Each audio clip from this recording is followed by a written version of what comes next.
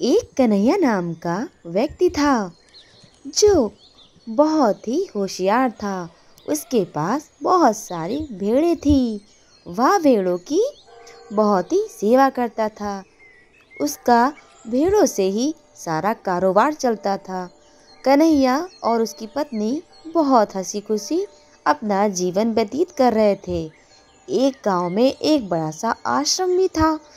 उस आश्रम में एक ब्राह्मण जी रहते थे। वह ब्राह्मण बहुत ही क्रोधी टाइप के थे। वह एक बार गांव में जाते हैं और कन्हैया और कई व्यक्तियों को बताते हैं कि इस गांव में जो भी मेरा बिना बताए कोई भी कारोबार करेगा तो वह सफल नहीं होगा।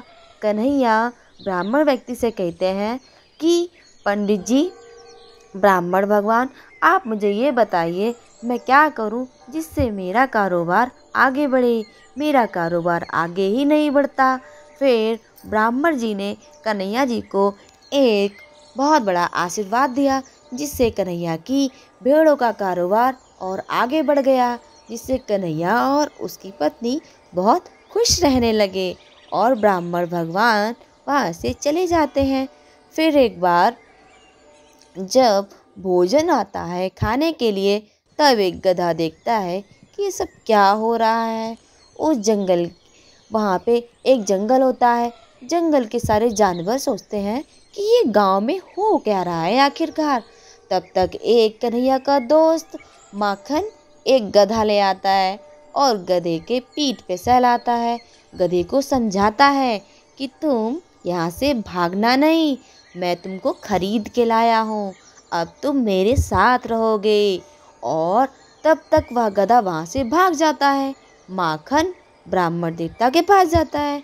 माखन कहता है कि मेरा गधा पता नहीं कहाँ भाग गया। ब्राह्मण देवता कहते हैं, अरे मूर्ख, वो अपने घर भाग गया है, तू उसे यहाँ ढूंढ रहा है, मूर्खतापूर्ण काम करता है।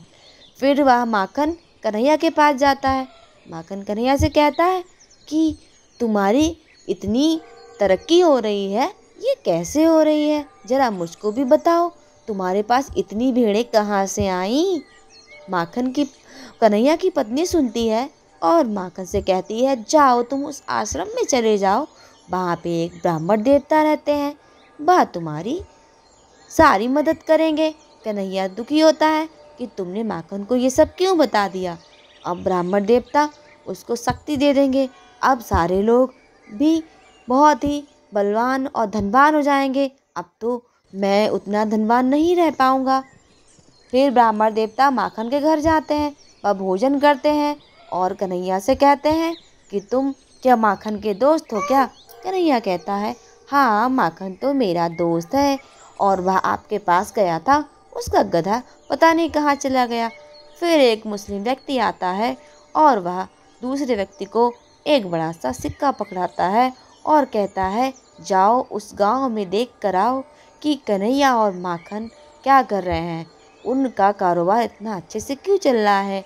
मेरी कहानी सुनने के लिए चैनल को लाइक करें, सब्सक्राइब करें। Thank you. आगे की स्टोरी सुनने के लिए मेरी आगे की कहानी जरूर सुनना। Bye bye.